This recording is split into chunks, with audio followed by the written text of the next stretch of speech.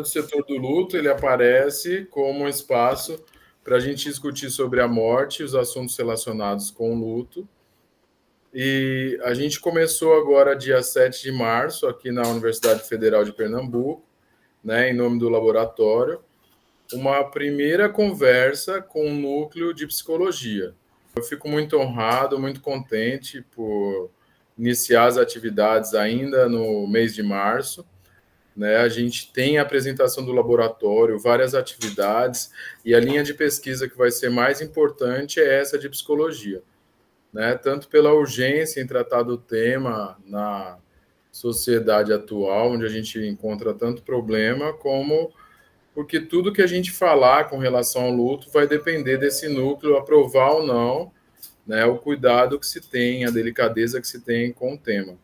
Então, nós aqui na universidade, a gente representa a pesquisa, representa a seriedade de se tratar com o tema com base científica, né? Então, eu fico muito contente da participação no dia de hoje da doutora Glenda Agra, né, que é a nossa convidada da Universidade Federal de Campina Grande, e do Tony Takev, que também é de psicologia e vai levar, né, eu vou passar a palavra para ele, porque ele vai levar adiante essa primeira reunião, que ela é uma primeira reunião do núcleo de psicologia. Então, o que a gente pretende fazer aqui é abrir uma discussão, não limitar o tema e ficar bastante à vontade para a discussão de vocês, que minha área é finanças, vocês já sabem, tá bom? Eu desejo excelente encontro e passo a palavra para o Tony. Boa noite, Tony. Boa noite, Fernando. Boa noite, doutora Glenda.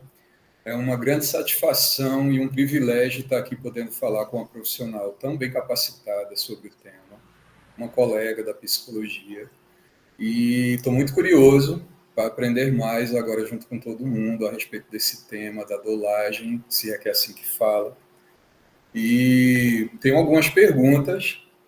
Para começar, a pergunta que não quer calar: o que é uma doula da morte? Primeiramente, eu quero agradecer, né, ao professor Fernando, né, pelo convite de inaugurar, né, essas rodas de conversa, e agradecer você também, Tony, que veio, né, me convidando também a estar, né, participando desse momento tão inovador e tão desafiador que o professor Fernando, ele, né, desbravou, né, a foice cortando né, o matagal, a floresta, para poder dar luz a esses temas que são extremamente necessários e que são tabus, né, desde a antiguidade e, infelizmente, continuam na contemporaneidade. Então, vamos lá. O que é uma doula, Tony? A doula, né, vem do latim, que se chama mulher que serve. Na verdade, a fonética, né, a pronúncia, se chama dula. Né?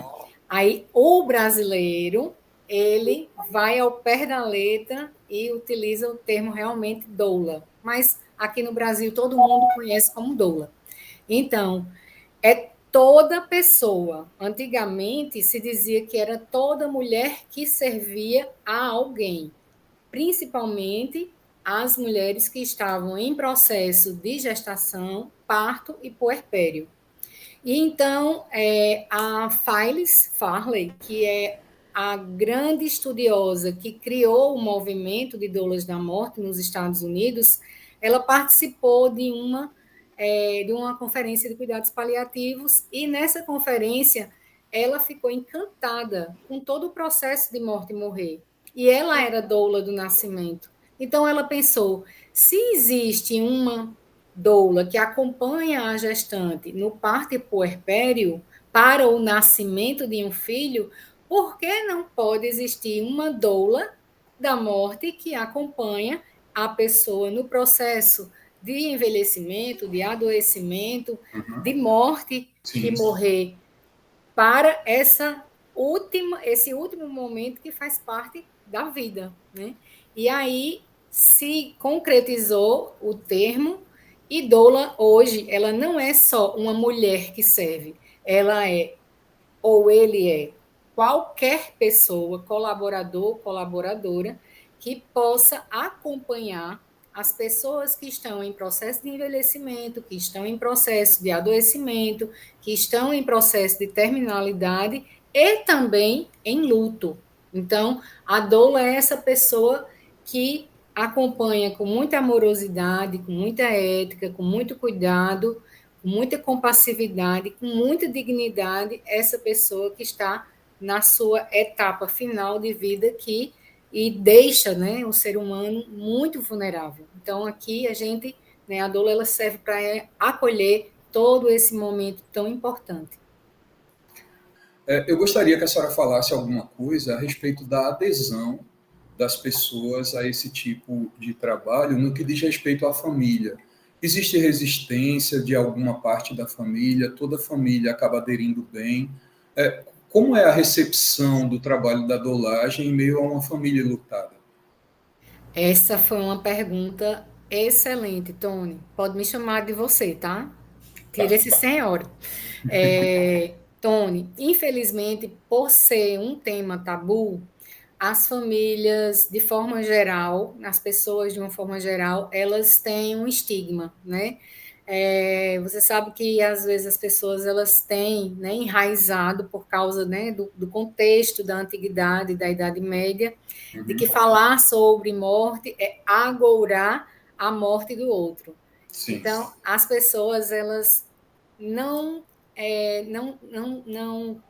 não conseguem receber uma doula sem que tenha esse pré-conceito, né? Assim, essa ideia já pré-concebida há muito tempo de que uma pessoa que se chama doula da morte, ela vai agourar, ela vai chamar, atrair a morte. E a educação continuada, a educação permanente, ela serve justamente para isso, para a gente poder esclarecer. Quando uma família, ela vem até uma doula, geralmente é uma família que tem uma rede de apoio de saúde e que indica a doula. Ou a doula, ela está num cenário do tipo hospital, home care, e que já existe essa atuação e a equipe vai adentrando com esse tema para poder a família receber a doula como um colaborador para ajudar nesse processo. Não são todas as famílias que aderem, justamente por causa do estigma, mas às vezes a gente, infelizmente, não chega às famílias falando que, né, somos doulas da morte. A gente chega falando, geralmente, utilizando a terminologia da categoria profissional da graduação. Então, assim, eu sou psicóloga, eu sou enfermeira. Então, quando eu vou até a família, eu falo que eu sou psicóloga, que sou enfermeira e que estou ali para ajudar, ouvir, e depois que eu faço todo o processo de conquista, aí eu vou mencionando o que é uma doula, para poder chegar à definição final.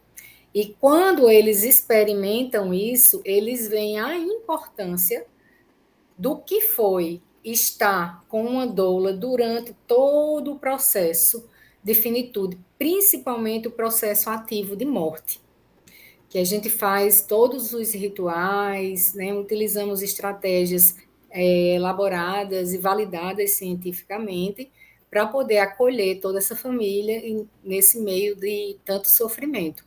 E essas famílias, elas vão indicando as doulas para outras famílias que estão passando pelo mesmo problema ou já estão enlutadas porque já perderam o seu ente querido. E assim quebra um pouco a força do agorar, não é? Tipo, a família tal passou por isso, então talvez seja bom para a gente. Muito interessante. Isso. No meio disso que você está trazendo, estou chamando de você, no meio disso que está trazendo, algum tipo de estatística que fale sobre classe social que tenha mais adesão ou região do Brasil que tenha mais adesão a esse tipo de trabalho? Existe algum tipo de informação a esse respeito?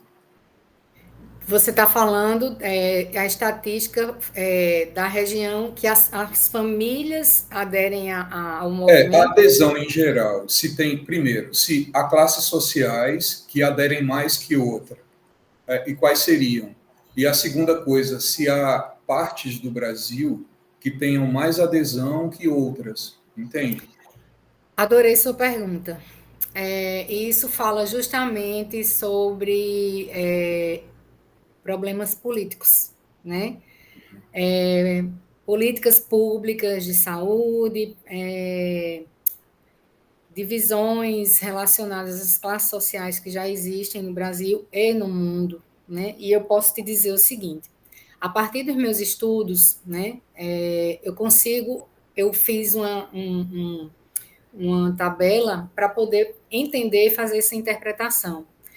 Primeiro de tudo, até hoje, as doulas da morte, elas são majoritariamente mulheres brancas de classe média e ou alta e que trabalham em hospices. São todos esses artigos que eu leio só tem base no Reino Unido, Austrália, Canadá, Estados Unidos. Então, no Brasil, a gente não tem essa estatística porque eu estou desbravando agora esses estudos. Então, a doula ainda é uma pessoa e um serviço, na verdade, elitizado. Desculpa, eu esqueci de desligar o WhatsApp. E a adesão nesse país, geralmente as doulas atuam em roças. No Brasil existem hospices, mas não existem tantos hospices como existem nesses outros países, né?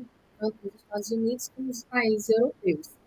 Então, o que é que a gente quer enquanto Brasil, levando o contexto, trazendo a bola para o contexto brasileiro? A gente já rompeu esse paradigma, né? A gente já está entrando no SUS. A gente quer entrar no SUS, justamente para evitar essa, essa ruptura, desculpa, para evitar essa tendência, né, do elitismo. Então, qual é a proposta do movimento doulas no Brasil? Que as doulas atuem em quaisquer cenários, seja da saúde, da educação ou outros cenários. Então, hoje nós temos doulas que trabalham nas comunidades compassivas, que são comunidades em centros de extrema pobreza e vulnerabilidade, como existe um primeiro movimento que foi fundado pelo Alex, né, lá na Rocinha, no Rio de Janeiro. Nós já temos doulas que atuam nas regiões indígenas, nós temos doulas que já atuam nos centros de imigração com os venezuelanos, nós já temos doulas que trabalham autonomamente e nós temos doulas voluntárias que fazem serviços comunitários em instituições de longa permanência, casas de apoio às pessoas com câncer, ou às pessoas com HIV/AIDS, ou também nós estamos com esse movimento de trabalhar com as pessoas que estão em situação de privação de liberdade, seja no masculino ou no feminino, nos presídios masculino e feminino, e também a gente tem doulas trabalhando na área funerária, né? Sobretudo no cuidado do corpo pós-óbito junto com a família. Então, nós estamos, assim, pulverizando as doulas em vários cenários. Estamos abertos a fazer todo esse movimento em prol daquele que está precisando da nossa vida. Então, estatisticamente, no Brasil, infelizmente, não tem essa resposta, mas o que eu posso te dizer, onde se concentram a maior quantidade de doulas? Em Porto Alegre. na região sul, né, no Rio Grande do Sul. Por quê? Porque foi lá que surgiu a primeira escola formadora de doulas da morte, né, a Amortecer.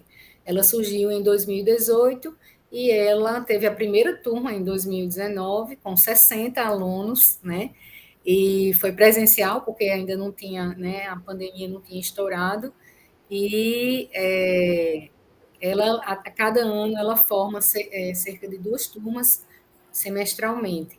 E essas pessoas, elas vão, elas são do país inteiro, mas a concentração maior é no Rio Grande do Sul.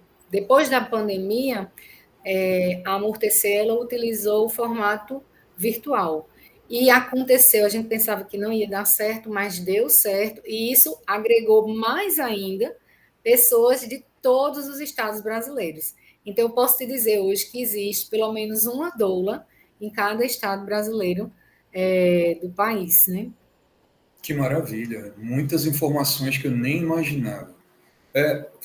Quando você trouxe a coisa da pandemia agora, me surgiu como curiosidade esse ato que foi o lockdown e essa coisa da pandemia, assim como para a psicologia, houve um olhar mais concentrado em relação às questões de saúde mental.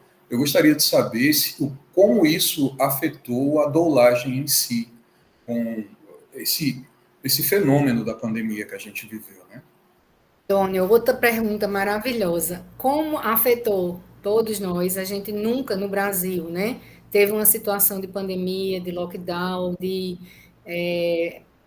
ponto de recolher, enfim. Então, o que é que nós fizemos, né? Na verdade, a primeira escola, ela tentou se adaptar ao máximo às exigências sanitárias e governamentais para seguir todas as regras, as normas para evitar a contaminação. Então, os encontros, toda a parte teórica, ela foi virtual e a parte prática, ela ficou agendada para depois, quando a OMS, o Ministério da Saúde, colocasse as novas regras, né? Então, o que é que aconteceu com a gente enquanto doula, né? A gente teve que também ser acompanhado pelos psicólogos, né? O trabalho dobrou, principalmente porque a pandemia também foi mortes em vida. Existiram mortes reais, mas existiram mortes em vida. E existiu muito luto, né? Porque as pessoas deixaram de ir ao trabalho, os estudantes de ir à universidade, de viverem sua vida normalmente. E isso afetou. E a gente tinha muita demanda na escuta, né? Então, a doula, ela tenha toda uma estratégia de escuta ativa, de escuta empática, escuta compassiva. Nós conseguimos também enviar pelo correio às pessoas que nos procuravam e também aos alunos da turma algumas estratégias que eles poderiam utilizar com as famílias que estavam enlutadas. Eu vou dar um exemplo. A gente comprava aquele papel semente, né, e enviava para a família. A gente fez vários cerimoniais de, de dignidade à pessoa por meio de uma terapia, né, chamada terapia de dignidade, que a gente faz um esboço, um conjunto elaborado como um álbum, né, de figuras, de fotografias, de mensagens, músicas que as pessoas queriam ouvir, né, relacionadas ao ente querido, filmes, cheiros. Então, a gente trabalhou tanto o enlutado do familiar, do ente querido que morreu, e também com os alunos que estavam também passando por esses processos. Então, foi muito difícil, mas a gente conseguiu, assim, manter a serenidade, a calma, porque o movimento, né, as turmas, elas têm, cada uma tem sua turma de WhatsApp, e a gente compartilha, né, as nossas experiências, e uma vai dando apoio à outra, vai trazendo novas estratégias, e a gente conseguiu, nesse tempo, ajudar muita gente mesmo. E tudo foi de forma voluntária, muito ética, né, dentro das normas estabelecidas pelo OMS, pelo Ministério da Saúde, e a Amortecer, que era é a primeira, mas depois outras escolas foram surgindo, fez esse trabalho ético e muito responsável. Interessantíssimo e muito louvável, na verdade. Tipo, ficou muito claro na tua fala, inclusive na anterior, que quando tu trouxe o contexto de fora de como é a profissão das doulas, deu para ver que há praticamente uma identidade brasileira da doulagem, né? Está se construindo mais que uma adaptação, eu diria que uma identidade mesmo da coisa daqui. E quando você me traz essa coisa da pandemia, de como houve essa ajuda mútua e essa adequação, essa identidade parece que se tornou ainda mais subjetiva, né? Uma coisa assim muito mais própria e muito incrível, na verdade. Tu falou de escolas, sobre a primeira escola, que eu acho que foi até que tu participou, não é? Tipo, foi o curso que tu fez. Isso. E que tem outras, né? Isso. Existe alguma mais que em Pernambuco, no Nordeste, existe algum tipo de escola do Nordeste?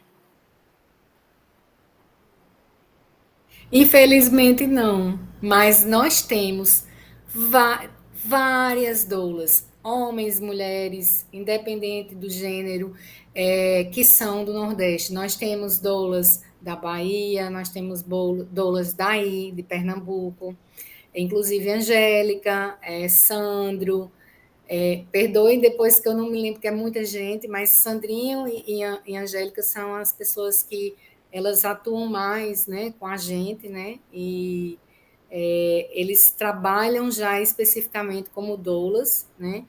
Temos aqui na Paraíba, nós temos 6 doulas já, né, atuantes. Tem também no Rio Grande do Norte um doula, né, que é Lucas, que é da UFRN. Sergipe nós temos, Bahia nós temos, Fortaleza, Ceará nós temos, Maranhão também temos, inclusive a Amazônia hoje, em Manaus, nós temos 2, né?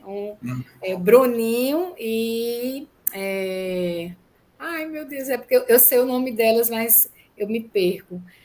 Ai, esqueci o nome. Rebequinha. Então, assim, a gente pensa que lá, né, nas palafitas, né, nas reguinhas, não existe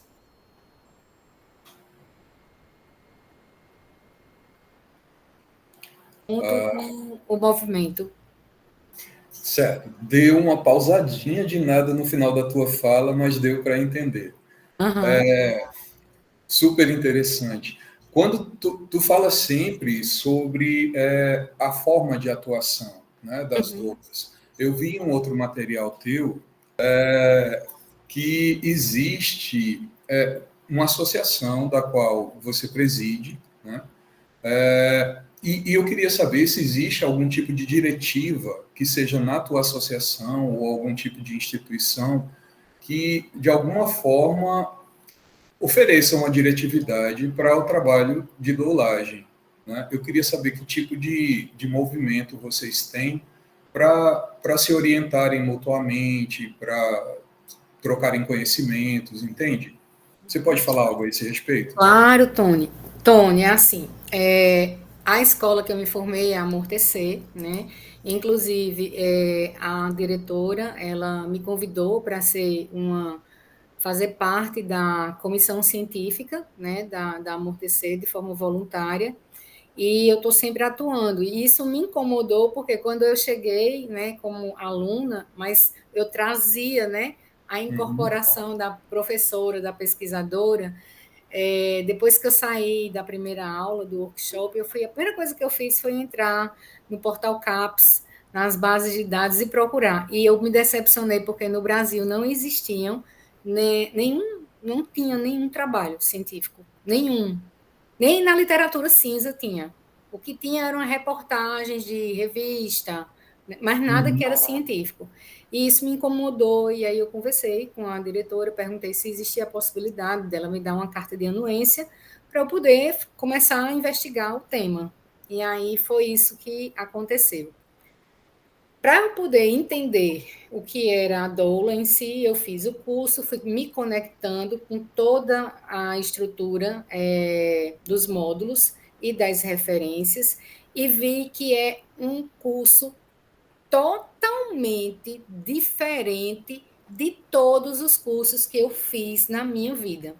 É um curso totalmente orgânico, é um curso totalmente vivo, é um curso que tem dinâmicas, que tem práticas que tocam, né, em feridas nossas que a gente precisa, né, se conectar, conhecer nossas mortes reais e simbólicas, nossos lutos reais e simbólicos, para poder compreender essa dimensão do que é a morte e o morrer e os mortos e os vivos que ficam.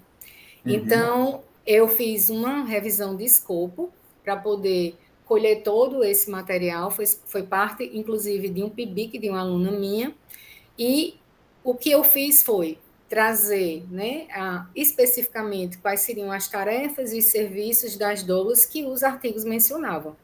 Então, dentro dessa revisão de escopo, nós dividimos a atuação das doulas em algumas dimensões: a dimensão física, a psicoemocional, a social, a espiritual e a informativa e educacional. Então, em todas essas dimensões existem serviços e ou atividades que a doula pode realizar.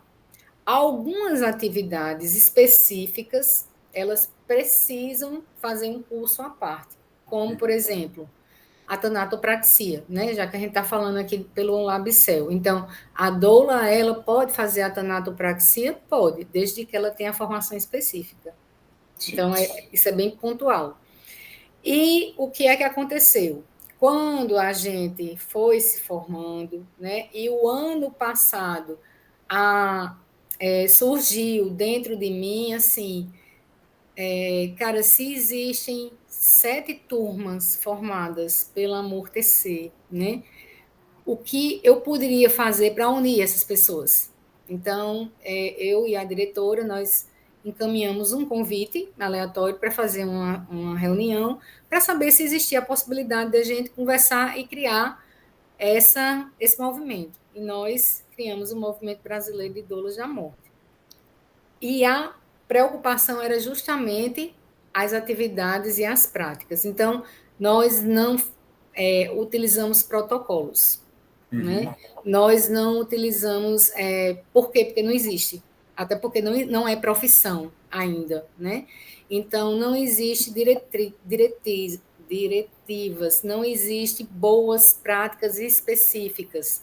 Mas, esse ano, eu fui convidada para participar da rede de educação latino-americana de todos os países da região da América do Sul, para nós pensarmos, no contexto da América do Sul, quais seriam as competências das doulas da morte. Então, desde dezembro que nós nos encontramos, toda segunda-feira, nos reunimos, uma representante de cada país, para construir essas competências específicas das doulas.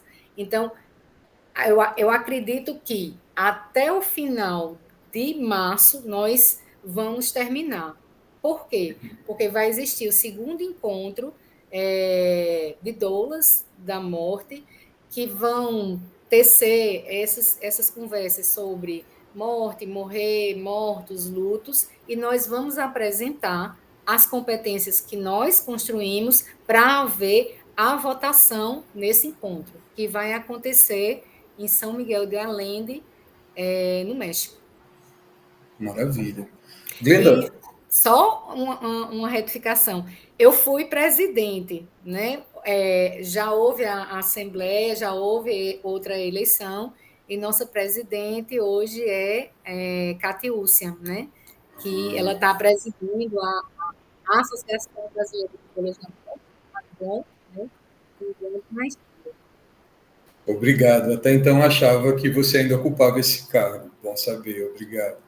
Glenda, nada. no meio de tudo isso, me surgiu, se me permite, mais um questionamento. Claro!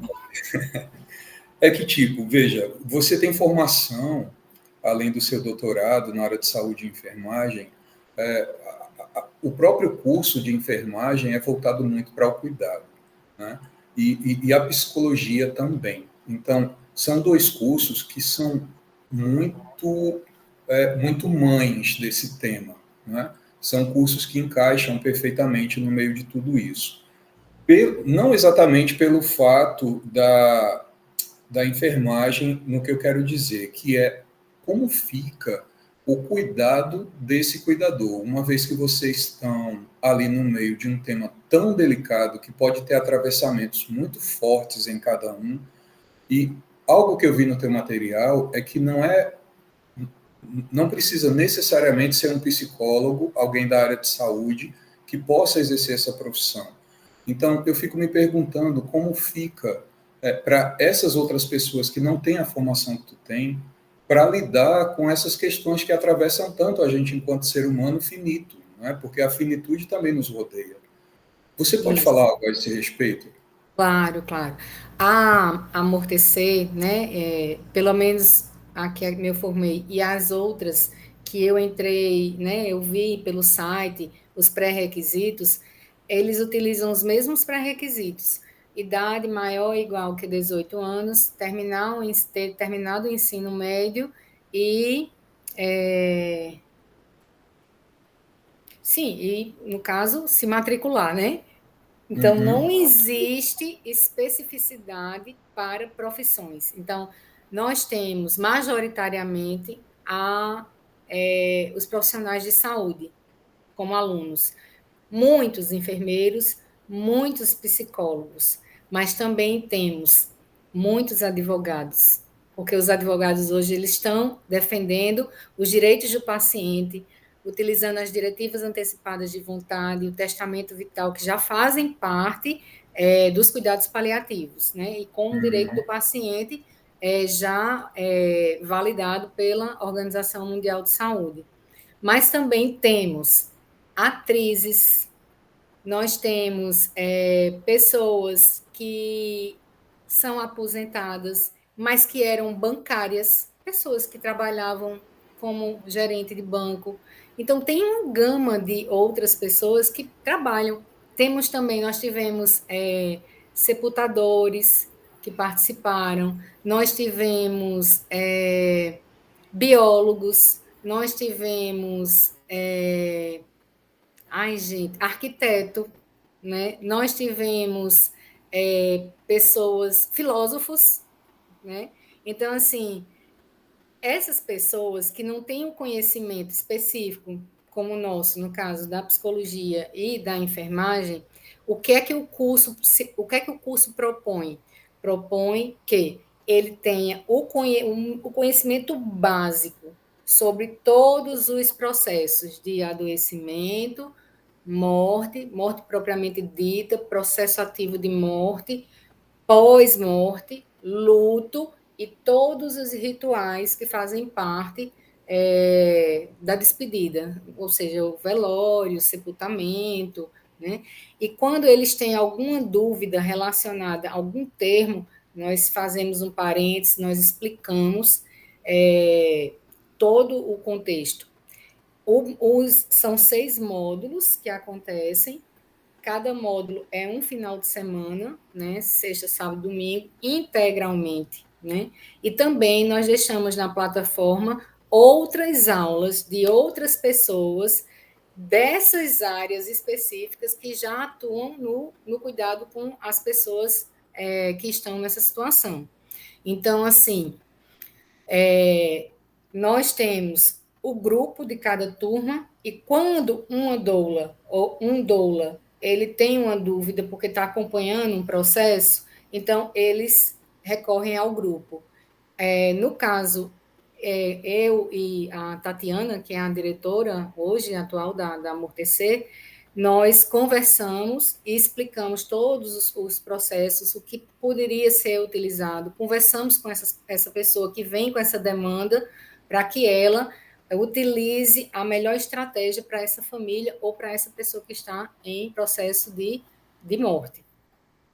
E a outra questão que você me fez foi... você falou essas pessoas que não são da área de saúde, e outra pergunta que você fez. Como fica a questão do cuidado da gente. Nós criamos... Quem cuida do cuidador? Isso.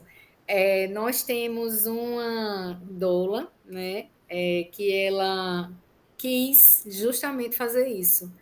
Ela criou um projeto, né, chamado Pallium, né? Tu sabe, né? Pallium quer dizer manto protetor, e ela veio com essa demanda. Ela fez: nós vamos trabalhar com demandas que vão, inclusive, mexer conosco, né? Então, quem é que vai cuidar da gente, né? Então, assim, cada pessoa procura estratégias. Então, assim, eu tenho uma psicóloga, né? Assim, eu tenho a minha psicóloga que eu levo essa demanda para ela. Mas, no conjunto com as nossas vivências, ela criou esse grupo que se chama Palio, que é Cuidando do Cuidador. Então, esses encontros, eles acontecem mensalmente, inclusive aconteceu agora, quarta-feira, à noite, e é aberto a todos os grupos do WhatsApp e a todas as doulas da morte do Brasil, para que elas venham, né? E a gente faça uma irmandade mesmo, né? A gente converse, a gente traga as experiências, a gente traz as nossas vulnerabilidades, principalmente quando algumas estão passando também por processos de morte simbólicas e reais. E a gente atua mesmo como uma irmandade, sabe, Tony? Assim, uma ajudando a outra. Então, algumas pessoas vêm a mim, né? Porque eu sou psicóloga, né? Então, elas vêm a mim, aí querem desabafar. Então, ali eu estou para a escuta, né? Algumas pessoas vêm aí, perguntam: Glenda, você que é enfermeira, ele está apresentando isso na pele. Isso é aquele processo que teve na aula. Aí eu disse: aí a gente volta para o PowerPoint e aí eu faço uma breve explicação, ou também a Tatiana, que é a diretora. Então, assim, sempre que eles têm dúvida, eles nos procuram ou também procuram os profissionais de saúde onde ele está atuando.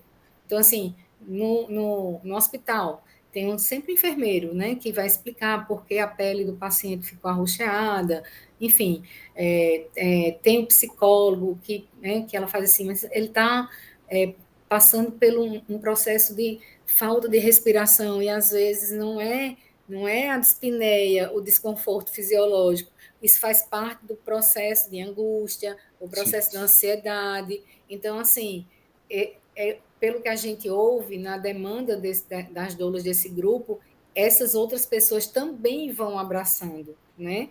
E Delmara, ela teve essa ideia esplêndida, né? De estar uma ajudando a outra, e está funcionando. E isso acho que desde setembro, porque ela fez parte da penúltima turma do ano passado. Caramba, é realmente um trabalho incrível. Uhum. Em um momento anterior da tua fala, tu trouxe exemplos de voluntariado, de pessoas que trabalhavam com pacientes com HIV e outros tipos de necessidades das quais a dolagem podia cobrir, podia prestar algum tipo de assistência. Então, a gente tem a dolagem enquanto profissão, mas também existem pessoas que estão de forma voluntária. Uma pessoa que esteja assistindo esse vídeo, essa explicação, e por acaso lhe desperte a vontade de ser ou doula profissional ou doula enquanto voluntário. Que tipo de caminho essas pessoas devem tomar? Você pode orientar a esse respeito?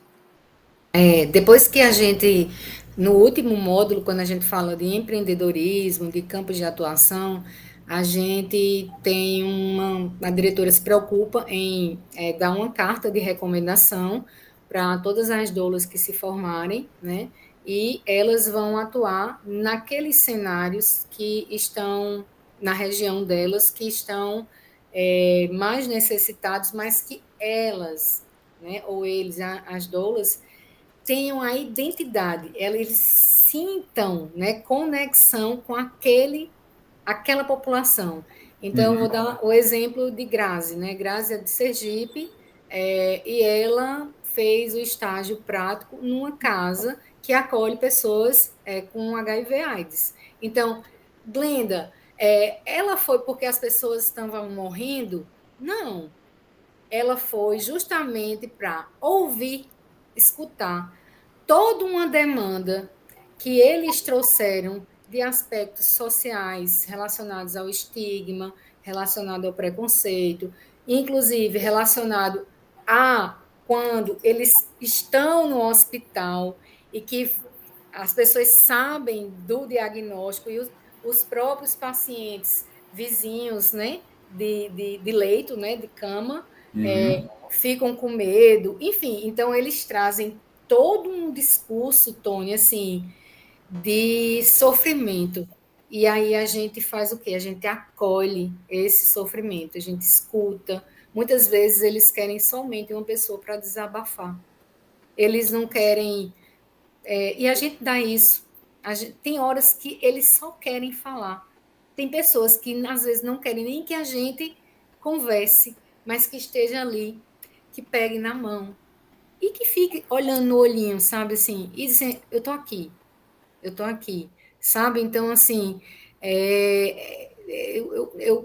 eu consigo hoje, né, o curso de doulas, ele mudou muito minha vida, muito. Ele, inclusive, quebrou muito paradigma meu, enquanto professora da academia, que está numa caixinha, que isso inclusive relacionados às revistas, né? Normas das revistas. Então, assim, é tanto que a gente quebra esse paradigma, porque o curso da Amortecer, ele é norteado pelo pensamento complexo de Edgar Morin. E ele trabalha também a sociopoética como método de ensino. Então, assim, já quebra toda uma estrutura de slide, de aula teórica, de aula prática, de vivências, dos estágios que são totalmente diferentes dos estágios de psicologia e dos estágios da enfermagem. São estágios que nós temos que fazer conosco. Eu posso te dizer né? Eu sou uma pessoa muito visceral. E, assim, quando eu entro num curso, eu quero mergulhar, sabe? Até o fundo. E uma das práticas é nós observarmos rituais de morte, como, por exemplo, um velório, um sepultamento comum, um sepultamento, se puder, indígena, uma cremação. A gente participar de cortejos em cidades pequenininhas, porque nos interiores aqui ainda existe aquele cortejo que vai todo mundo atrás com as sombrinhas, entendeu? Hoje, nas grandes cidades, não existe mais isso, né? E ir aos cemitérios, conversar com os sepultadores, ir às funerárias, conversar com os agentes funerários, conversar com os empresários, conversar com os tanatopraxistas, ouvir também a demanda deles e perceber em nós quais são os possíveis obstáculos, aqueles pensamentos que ficam incongruentes ou incompatíveis, ou que não se encaixam, né, com a identidade de ser doula, e eu precisei fazer isso tudo. Então, eu fui muito mais além. O curso não me pediu isso, mas eu fiz. Eu me direcionei a uma agência funerária, conversei com os donos, eu participei, né? Eu vi alguns cortejos fúnebres, algum tipo de sepultamento que eu nunca tinha visto, participei do processo de tanatopraxia, observando como era que eles preparavam os corpos, e também participei de uma necrópsia. né? Eu quis ver como é que os médicos do Instituto Médico Legal, eles fazem toda a investigação da causa-morte, né? Então, isso foi imprescindível para eu quebrar muito paradigma na minha vida e eu, assim, mudar minhas estratégias de ensino com os meus alunos. Maravilha. Te assustou, de alguma forma, esse contato com a tanatopraxia, com o manejo do corpo? Porque há corpos que chegam em estados que são bem difíceis de se ver, de estar presente ali naquele momento. É muito cru você abrir um ser humano, como você diz, é visceral. Então, você abraçar isso enquanto parte do teu trabalho pode ser de muita sensibilidade para algumas pessoas. Eu me pergunto como foi isso para você?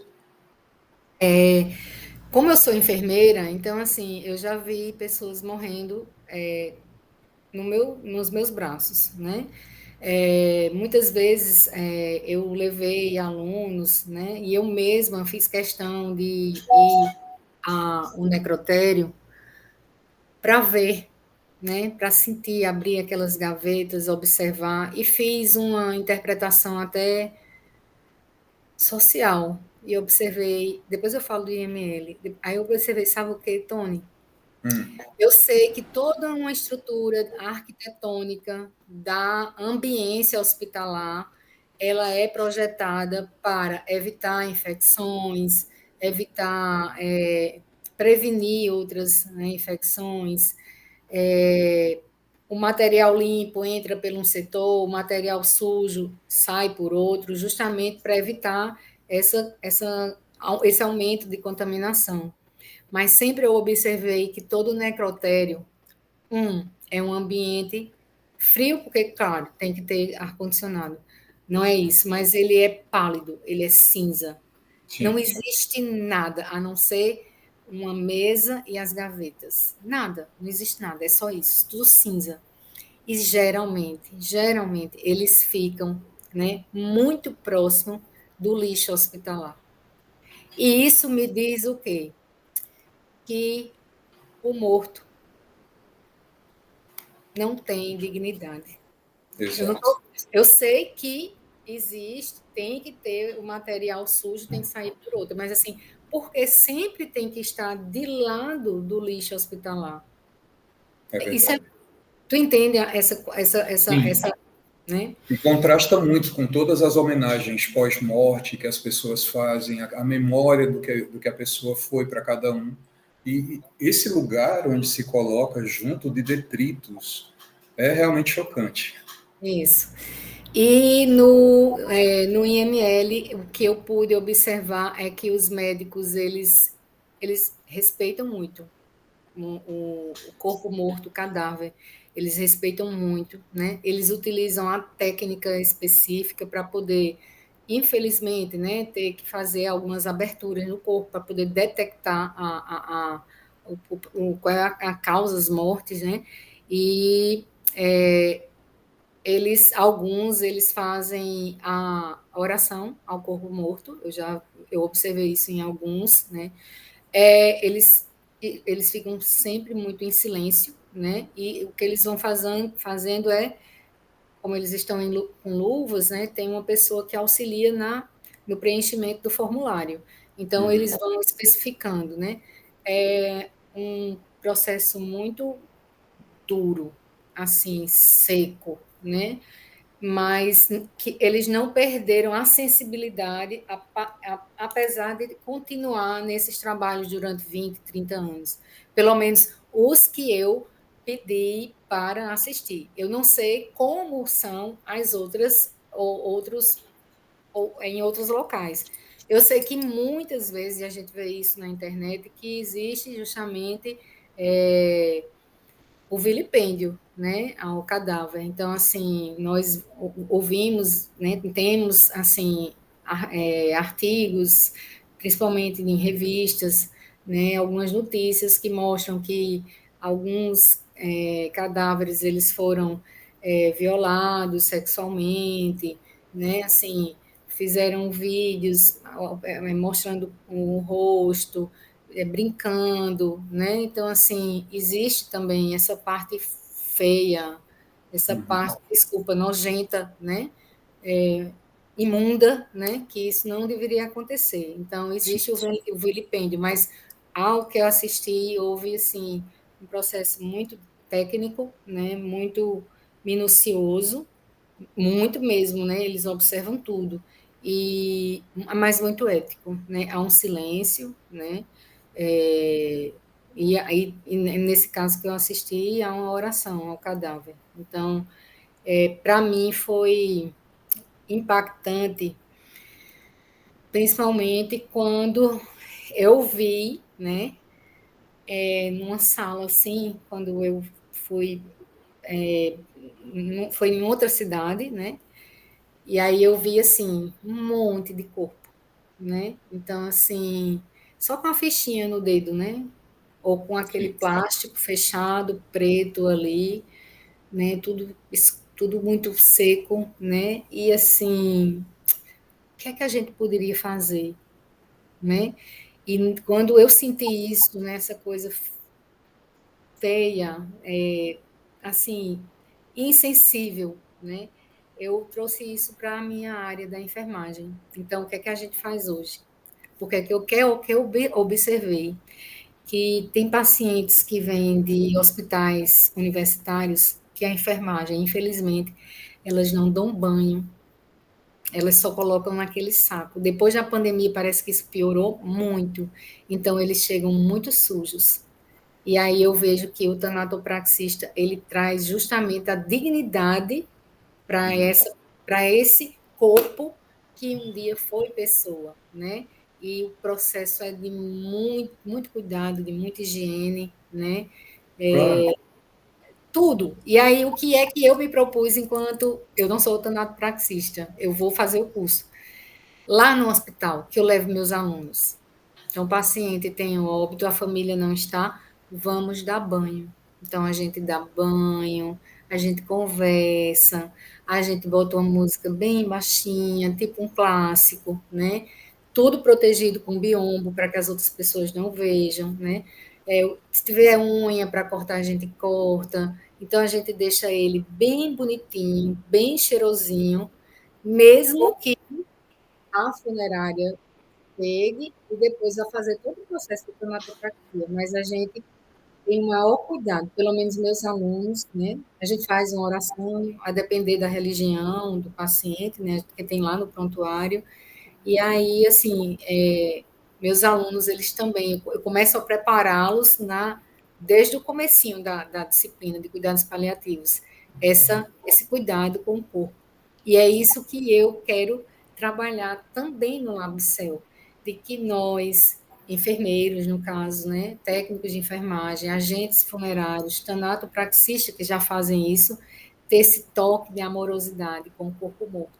Inclusive, eu orientei um trabalho sobre isso, né? E alguns discursos, Tony, são lindos, porque tem tanatopraxista que falou assim: no começo eu tinha medo de machucar, porque quando vem do IML, geralmente os corpos já vêm abertos, então é o tanatopraxista que faz a sutura, sendo que a sutura não é com aquele fiozinho fino que se faz no vivo, né? É um fio grosso, Grosso.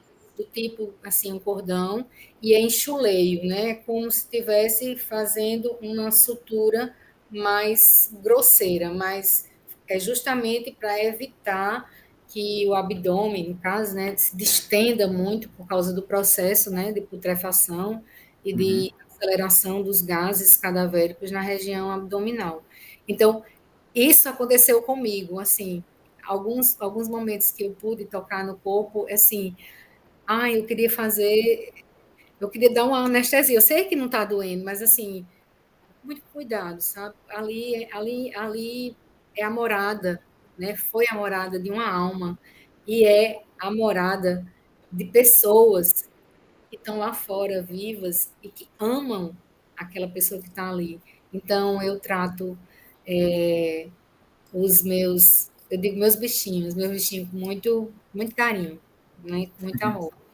Que lindo. Claro, a gente tem todo um cuidado com os pertences da pessoa que se foi e guarda com tanto carinho.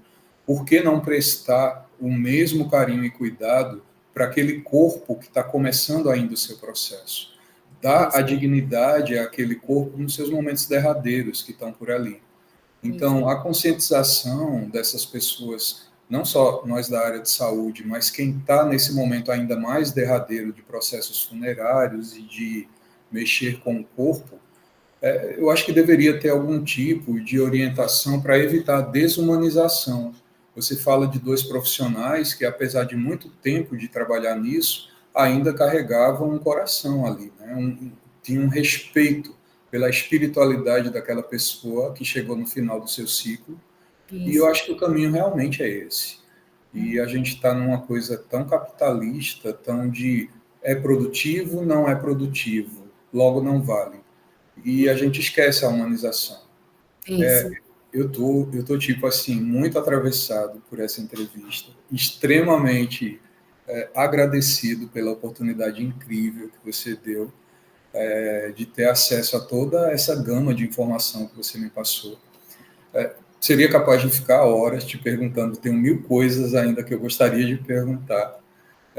Tipo, moro do lado, parede com parede de uma funerária, e mais adiante o IML, e em seguida, não, literalmente, 50 metros está o IML daqui de casa. E em seguida, eu acho que o maior cemitério do Recife, né, que é o de Santo Amaro. Talvez um dos maiores do Brasil. Isso. Então, tipo, esse tema me interessa muito, né? E essa oportunidade foi incrível. Eu queria te agradecer muito, Glenda. Que é isso, tu, né? A gente pode fazer parte 2. Ah, seria ótimo. Só um adendo, Tony. Tá. A nossa formação, ela é tão diferente que toda formação pede um TCC, né? Nos moldes científicos. Sim. A amortecer, ela pode, né? A pessoa pode escolher a forma que ela faz o TCC dela. Então, lá na amortecer, ela não chama de TCC, ela chama de manifesto. Então, você pode fazer o seu manifesto, seja da forma que você quiser, aquela que toque teu coração, que brilhe teu olho. Então, tivemos um manifesto lindo o ano passado, inclusive eu passei para a Fê, né, para Fernando. E aí ele ficou assim, encantado. Nós tivemos uma doula que ela é a modelista, né? E que a irmã dela estava no processo ativo de morte, né, por uma doença. E ela também já tinha participado ativamente do processo de morte da avó dela, que, assim, foi a mãe que criou, né? E quando a avó morreu, que teve que fazer a partilha dos bens, ela ficou com um sofá, que quando ela era criança, geralmente ela ficava deitada no colo da avó e a avó ficava fazendo cafuné. E aí ela pensou no TCC dela, né? E ela pensou, aí ela fez assim, eu sou, porque ela é costureira também, né? Enfim, visagista. E aí ela fez, por que não? E esse por que não que foi?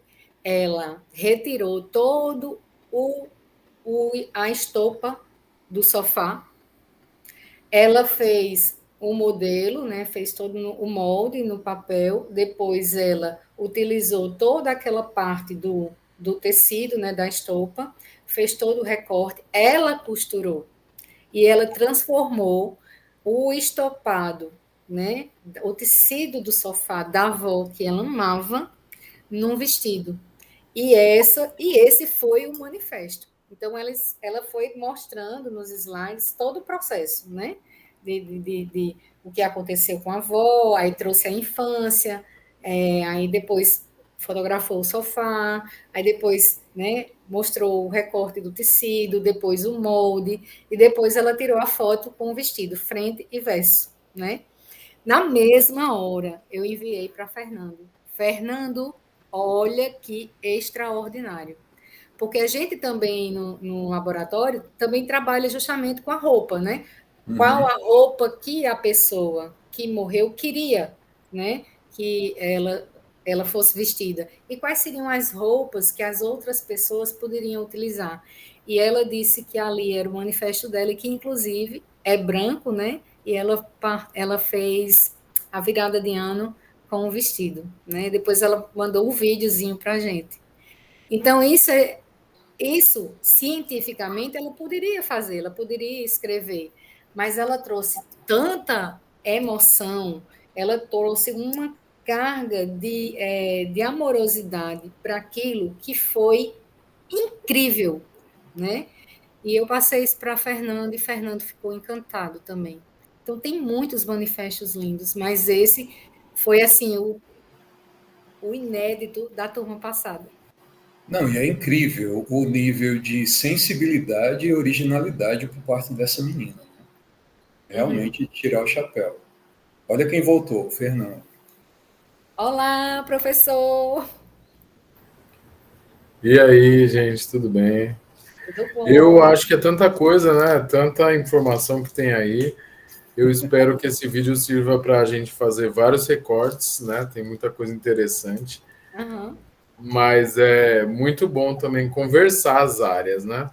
Minha área é finanças, então muita coisa que eu faço sempre foi assim, sempre vai ser assim, como é a matemática, né? Aham. A gente conta como contavam há 300 anos atrás e assim vai ser sempre. Agora, a evolução da humanidade, da sociedade, isso tudo vai mudando e a gente sabe que a gente vive num país muito violento, né? Nossa realidade é de muita violência, de muita pobreza, né? Então, quando vocês falam, parece um mercado de luxo, mas eu acho importante direcionar o vídeo para funerárias, né? Diz o Google, né? Eu fiz outra pesquisa que já fala uma quantidade ainda maior, mas o Google fala que a gente tem 8.000 funerárias. A gente tem uma quantidade bem maior ainda no Brasil. Só em Recife tem 66 ativas. Então, todas as funerárias, todas as pessoas que trabalham nesse setor, elas precisam desse tipo de informação que vocês vêm trazendo, né? E é muito importante ver que isso se diferencia muito da minha área, por exemplo, porque você outro dia estava me falando, Glenda, eu estou aqui fazendo curativo numa pessoa, dia de hoje, eu estou ocupada com isso, com aquilo, e é exatamente isso. Eu acho que o trabalho de vocês dois aí, de psicólogos, ainda precisa de um suporte para lidar com tudo isso, e isso se refere justamente a todo o setor do luto, né? Então, as pessoas que veem um cadáver todo dia, as pessoas que estão no ML todo dia, a gente fala de muita insensibilidade, mas isso acontece naturalmente, né? Como eu lido com os cálculos todo dia, como vocês lidam com esse tratamento, muitas vezes paliativo todos os dias, né? Então, acho que até vocês podem falar, né? Até o Tony, como você, assim, para o aluno que está iniciando agora, ou para o aluno que quer trabalhar nessa área de funerária, na área de crematórios, no setor do luto, né? Eu acho que deve existir um perfil, né? Não é qualquer pessoa que daria para trabalhar com isso, né? Porque a gente tem um cuidado muito especial. Eu acho que é um cuidado de enxergar um setor que até hoje é invisível, que a gente não encara esse setor como setor, né? Não, vamos pensar nessas pessoas. Não, porque toda a discussão de vocês está direcionada para um serviço, mas e as pessoas que estão todo dia lidando com isso, como elas enxergam isso, né? E como elas têm que ter um espaço de fala, como é o laboratório, como é o que vocês estão fazendo. Aí a gente vê aí os vários bonecos do lado da Glenda, e eu acho interessante a sua energia. Para mim é uma coisa que me encanta no setor, porque você lida com isso todo dia e ainda consegue ter o amor, consegue ter a paciência, consegue ter esse olhar todo especial, porque deve ser muito apoio, né? Você vê uma pessoa chorando desesperada, né, no momento mais sensível da vida, que é a morte, né? é de estremecer qualquer pessoa, você não deixa de ser humana por isso, né? Então, todo dia, quem trabalha em funerária vê isso, quem faz o transporte de um cadáver, quem faz o transporte, e não mudou também.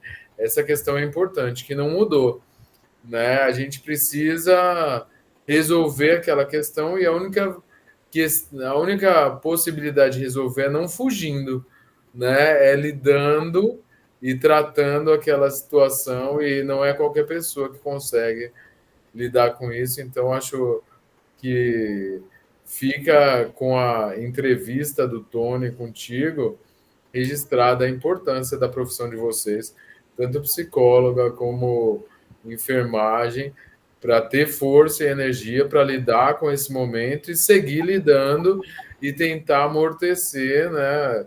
Infelizmente o termo é esse, amortecer uma queda tão forte que é a queda por conta da perda, né? E assim, o aspecto de vocês é muito forte, porque você às vezes fazer um curativo é fácil.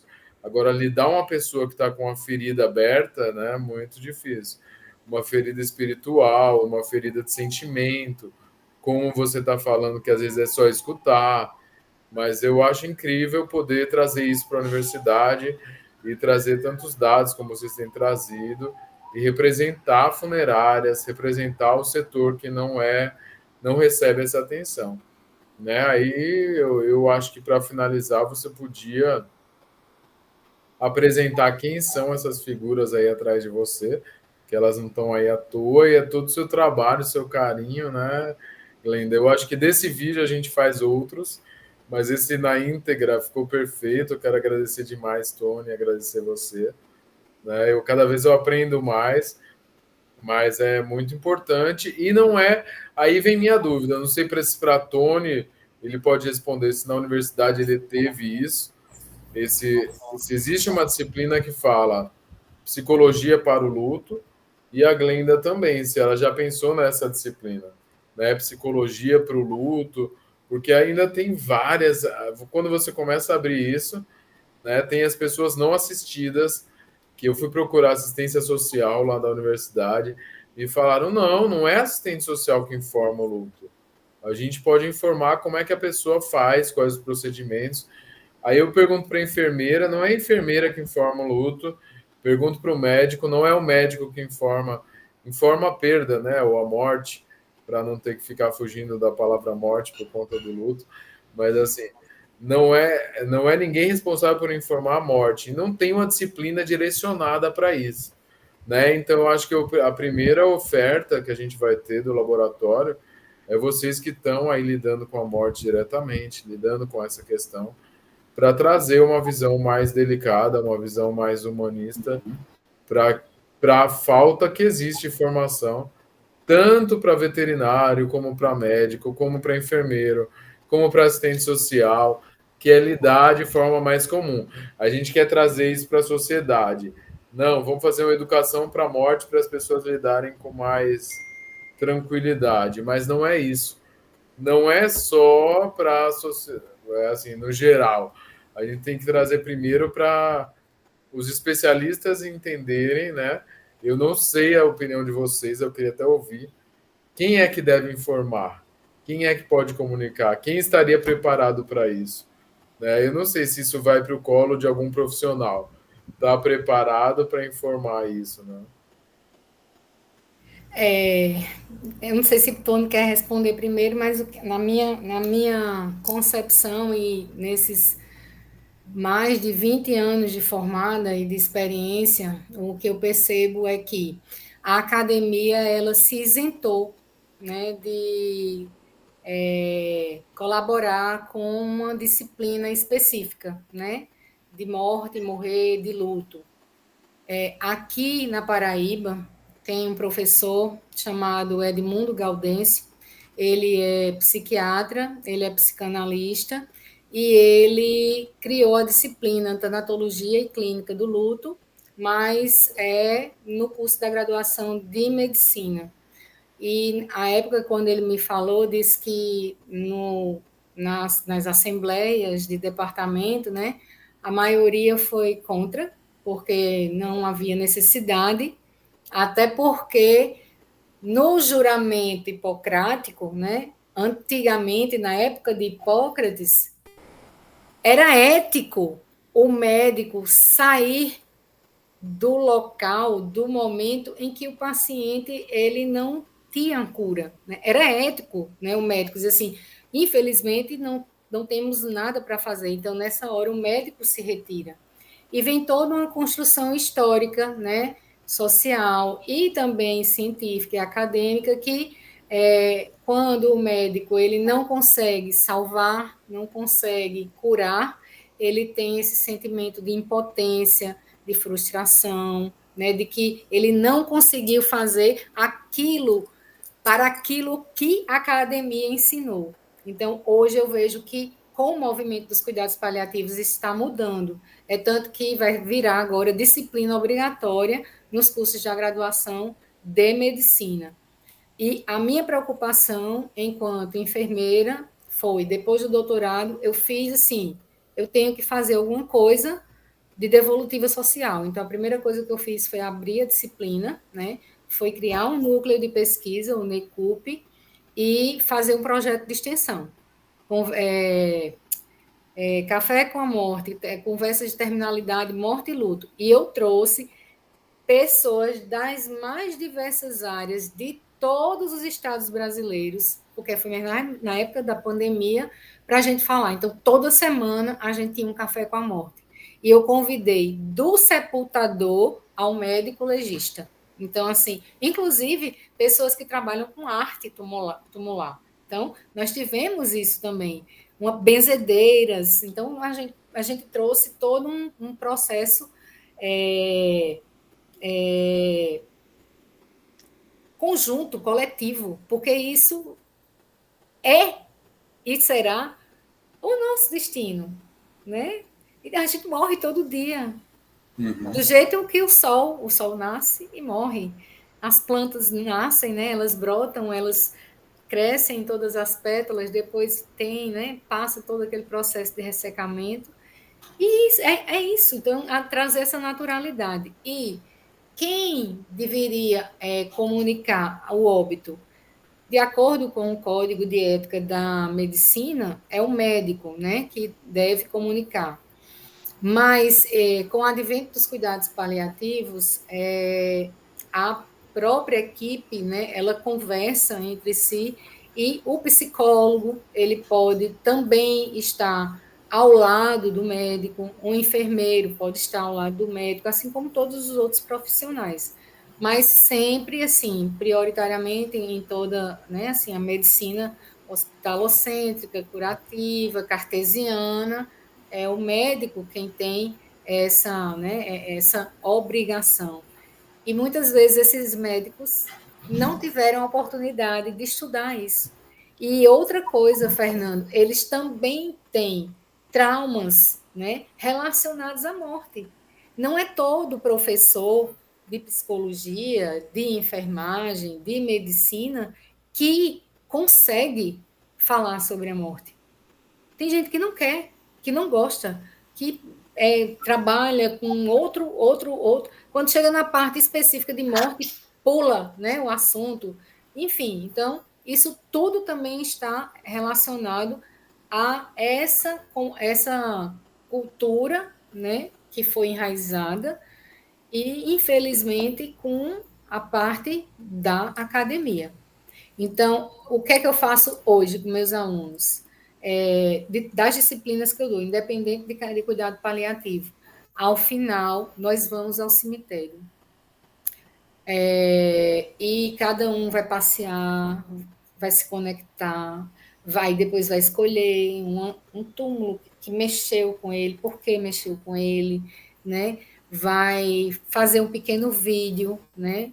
Para deixar isso como legado, sabe? Porque é o destino da gente. Então, isso fez uma grande diferença. E também agora eu estou introduzindo o banho ao corpo morto e o cuidado também às pessoas que são consideradas indigentes, para a gente dar um máximo de dignidade a ela, inclusive no necrotério, que de algumas cidades do interior são muito precários. Então, a gente faz tudo para deixar ele o máximo possível digno, apesar de, para a área jurídica, ser considerada como coisa.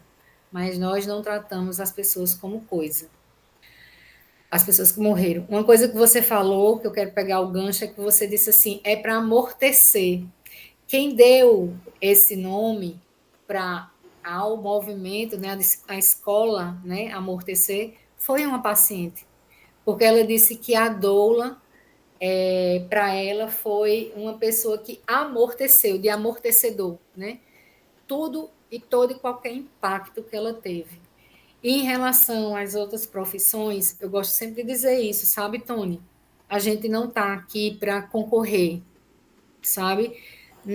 Geralmente os artigos mencionam isso, que a equipe de cuidado paliativo, sobretudo os psicólogos, eles ficam achando que a doula está invadindo, né, o território deles, como as doulas do parto, né, vieram e estão aí atuando, e que os obstetras ficaram receosos. Então, a doula, ela não quer tomar o lugar de ninguém, né, ela só quer ajudar, inclusive quando o profissional não está presente, não consegue estar diariamente, né, continuadamente à beira-leito, a gente está ali também para informar, né, para dar continuidade da comunicação. Então, a doula que é uma parceira, é uma pessoa que quer ajudar a equipe e, sobretudo, aquela família e, principalmente, aquele que está indo embora. É isso aí. Tipo, com tudo que a Glenda trouxe. E eu acho que dar visibilidade a esse tema é essencial. E encarar de frente e humanizar tudo isso. É o que está faltando. A gente tem uma tendência a fugir de tudo isso e talvez seja esse um dos motivos que leva a gente fugir tanto do tema, a fugir de olhar para os nossos mortos da maneira adequada, a falar para nossas crianças de uma maneira mais diretiva e menos fantasiosa e naturalizar esse processo de morte e morrer. Então, estou super de acordo com a Glenda e queria aproveitar mais uma vez dar os parabéns a ela pelo trabalho incrível. Estou louco para ver esse livrinho. Estou apaixonado pelos bonecos de fundo. E muito obrigado, Glenda. Foi muito enriquecedor a entrevista contigo hoje.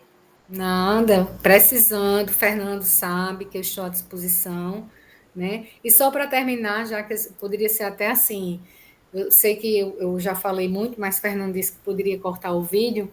Eu queria falar desse gibi, dessa história em quadrinhos, né?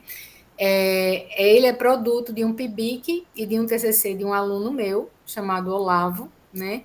E no PIBIC nós fizemos a revisão teórica sobre a comunicação de morte em crianças, e nós utilizamos a Vilma Torres, né, que fala justamente sobre os pressupostos que devem ser utilizados para as crianças, para evitar justamente que as crianças fiquem confusas, angustiadas com as respostas que os adultos dão, né? Na verdade, para amenizar a angústia deles. E termina, infelizmente, confundindo as crianças. Então, nós fizemos primeiro uma revisão, né, uma revisão teórica, e nós utilizamos como teoria norte, né, a teoria de Vilma Torres. Então, a gente pensou nesse livrinho porque a gente tinha feito outro trabalho com os desenhos animados. Se vocês observarem, se vocês já assistiram, que eu não assisti desenho animado, observe que sempre nas primeiras cenas existe uma morte. E existe uma morte sempre violenta. Percebam. Bambi, foi o primeiro filme que a gente assistiu. A mãe Bambi, ela é morta a tiros por um caçador. E o Bambi, né, o filhotinho, ele fica sozinho, né? E aí, assim, outros desenhos, né, animados, a gente sempre observa que os pais morrem. Por que os pais morrem? Porque a criança ou o bichinho, ele precisa se tornar sujeito. Ele precisa se tornar sujeito.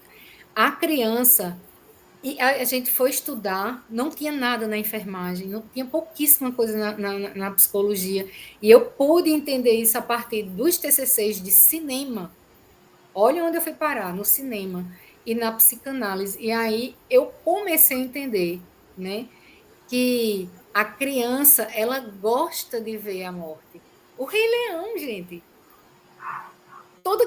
Tem vídeos do TikTok que as crianças choram vendo o leãozinho, né, Simba, chorando a morte de Mufasa. Por quê? Porque ali Simba é a criança e Mufasa é quem? É os pais. Então ali é uma transferência mágica, né? E ele vê a morte do pai.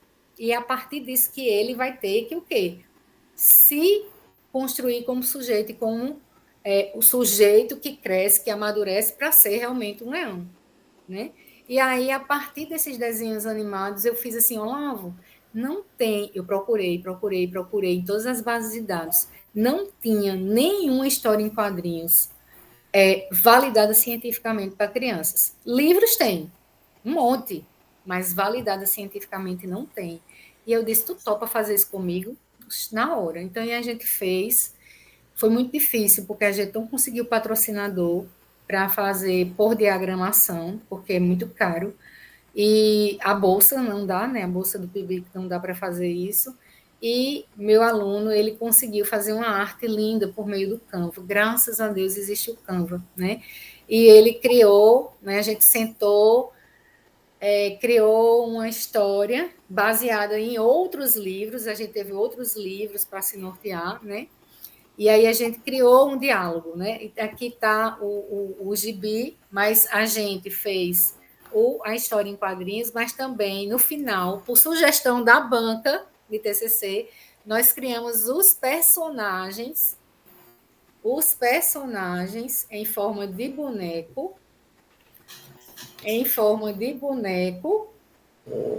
Esse é o pai e a mãe, esse é o filho mais velho, e essa é a filha menorzinha. E essa aqui é a que tem justamente todas as perguntas que saem da gaveta de toda criança com 5 anos quando perde alguém. E aqui está Max, que inclusive foi um presente de Olavo para mim, dentro do caixãozinho de Max, que é esse aqui, ó. Aí dentro tem o QR Code, que a pessoa aponta e tem acesso ao gibi. Então, Max adoece de uma doença incurável, a veterinária fala a verdade, e aí eles faziam o que é que a gente pode fazer? E a veterinária, com toda a sinceridade, toda a sensibilidade, disse, vocês vão para casa, vão voltar, vão cuidar de Max até ele morrer. E aí, quando eles se acordam um dia, Max morreu, e aí vem todo aquele misto de emoção e todas as perguntas. Por que ele morreu? Ele vai ficar com fome? Ele vai ficar com frio? Ele vai ficar sozinho? Foi culpa minha, né, dele ter morrido? Eu não deveria ter deixado ele ter brincado na chuva, porque ele adoeceu por minha causa, né? E os pais acolhem e levam eles, escolhem um local para fazer o sepultamento, botam ele no caixãozinho, eles contribuem. Não conta o final, não conta o final, é não. Lindo, é lindo, é lindo. Então, assim, é que eu amo esse projeto, assim, foi um projeto muito lindo. Inclusive, Fernando, eu esqueci de te dizer, Kívia, professora Kívia, que esteve no evento, ela está fazendo um PIBIC e ela está utilizando o gibi, e o PIBIC dela é com crianças com câncer, que estão em cuidados paliativos. Olha o desafio que Kívia está trazendo, né? E eu vou começar a fazer junto com o Bruno. Bruno, ele é professor, é doula da morte, Bruno, e ele é professor da alfabetização. Fernando, ele faz mágica com essas crianças. Eu vou te mandar um vídeo lindo. Ele traz a morte a partir da flor em todos os estágios de nascimento e morte, ou uma formiguinha que morreu. Então, ele traz a realidade de forma mais lúdica, mais verdadeira para a área infantil. E eu acho, e eu acredito que tudo pode mudar se a educação para a morte começar lá na infância. E é isso que Bruno, doula da morte, está fazendo. Né? E eu vou começar a trabalhar com as escolas também. Né? Eu já tive uma proposta e dessa vez eu vou utilizar também os bonecos, porque eu quero que a criança pegue no boneco e eu quero que a criança até crie uma conversa. Eu quero ver o que as crianças vão fazer e vou tentar fazer uma história oral, né? Olha, Glenda, a preocupação financeira, né, que é a parte que eu espero cuidar dentro do laboratório do setor do luto, é uma preocupação para financiamento desses projetos. A gente tem várias empresas que estão cotizadas na bolsa, que trabalham com animais, que trabalham com, você já conhece, né, com pet shop, e elas podem financiar o seu projeto de maneira muito tranquila a partir do momento que elas conhecem os projetos. Né? Então, eu te perguntei primeiro, aí querendo saber quais eram esses personagens, e você já falou de uma validação científica. Então, para ter uma pessoa com a sua formação, com seu doutorado, preocupada com esse olhar para o luto, para o que passam todas as empresas que estão no mercado pet, para todos os crematórios pets, para todas as funerárias pet, não é qualquer pessoa. Então, você tem uma inclinação, assim como o Tony está tendo agora, de se olhar o mercado do luto e o setor do luto, que isso depende de uma formação muito específica. Né? Então, quando a gente vai pedir financiamento, foi criado aí o projeto que chama Coleção de Livros Luto Consciência. Aí a gente já tem um parceiro que é o Guarda Digital, que é uma empresa de São Paulo, que está financiando 2 livros, né, e que está permitindo o desenvolvimento do testamento digital e da proteção patrimonial para o LGBT. Né, as pessoas LGBT passam a ter uma proteção patrimonial a partir do momento que conhecem suas escolhas. Então, a contribuição que você traz é até para isso. Porque quando a gente começa a falar até de religião, se eu não tiver num documento escrito qual é a minha religião, pode ser que na hora que eu chegue a falecer, alguém diga: não, ele não é da Umbanda, ele se converteu para Jesus, ele é evangélico, e não seja essa a minha vontade. Então eu tenho que ter isso documentado.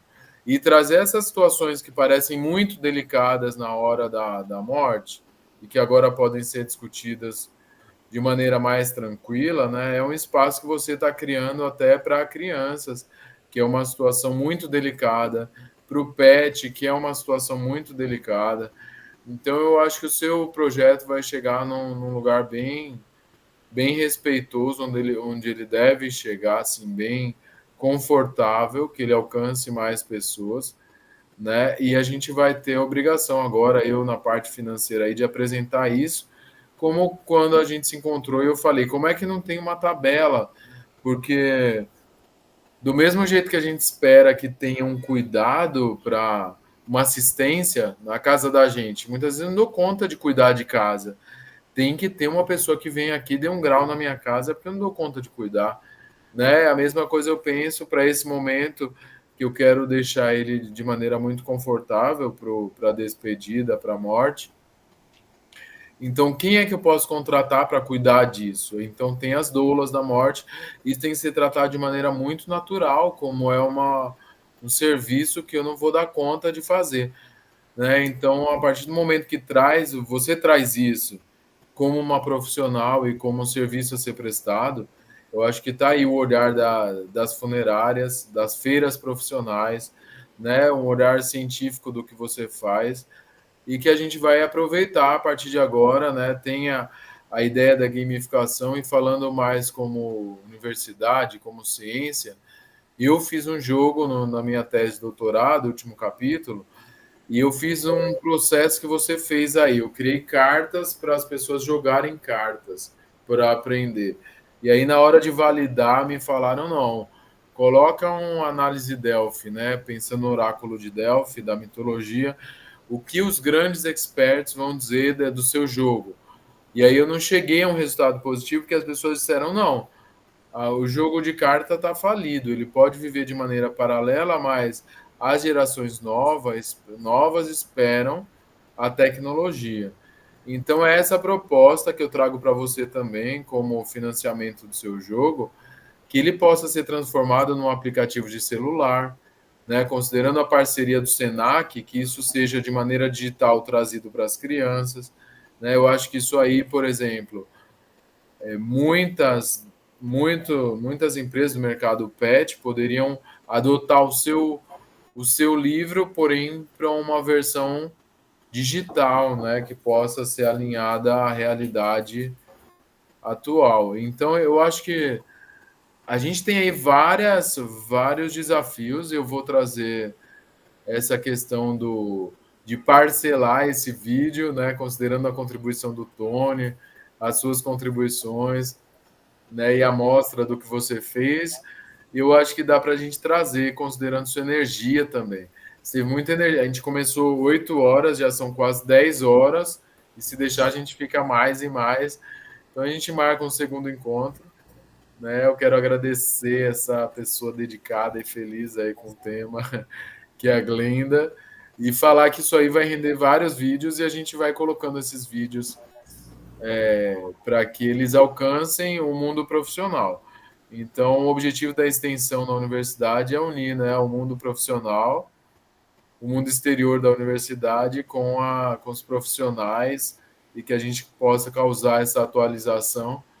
Mas eu acho que você está muito a par do tema, né? Preparado, ninguém vai estar nunca, né? Nem para a morte, nem para nada.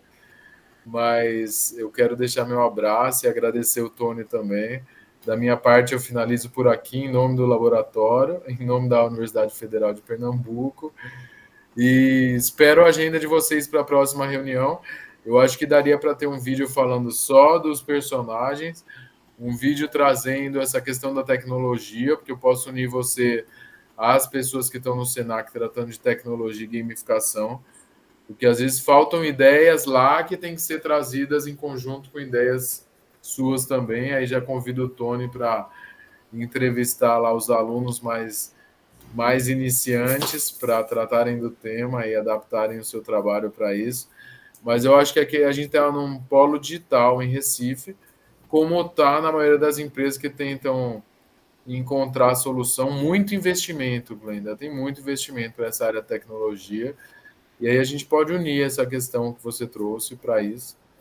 Né? E vou passar a palavra para o Tony finalizar, a primeira de muitas entrevistas aí com profissionais. Obrigado, Tony. Um abraço. Viu? E obrigado, Glenda. Imagina, eu que tenho que agradecer, Fernando. Obrigado a você por tudo, pela oportunidade. E olha só, que coisa mais linda essa bonequinha. Estou enamorado dela, cara. A Glenda é uma pessoa incrível. Estou muito feliz de ter conhecido, ainda que virtualmente. E não vejo a hora de ver essas bonequinhas pessoalmente. Tony, Fernando, muito obrigada. Quando vocês quiserem marcar parte 2, parte 3, ou temporada 1, temporada 2, 3, 4. Cheio de pergunta que eu não fiz, hein? A gente pode marcar de novo, sem problema, será um prazer para mim. E geralmente todo mês eu vou a Recife, né? Eu fui agora, em abril eu vou de novo, então assim a gente pode marcar até um momento mais presencial, né? Assim, com mais calma para a gente conversar. E eu levo eles para você ver. Inclusive, eles foram feitos por um artesã de Itambé, Pernambuco, que assim, ela tem um ateliê dela, mas ela precisa de impulsionamento, sabe? E aí eu fiz isso e algumas doulas compraram, né? Então, assim, eu quis ajudá-la, né? E as doulas também amaram. E essa aqui, como eu já tinha falado logo no iniciozinho, né?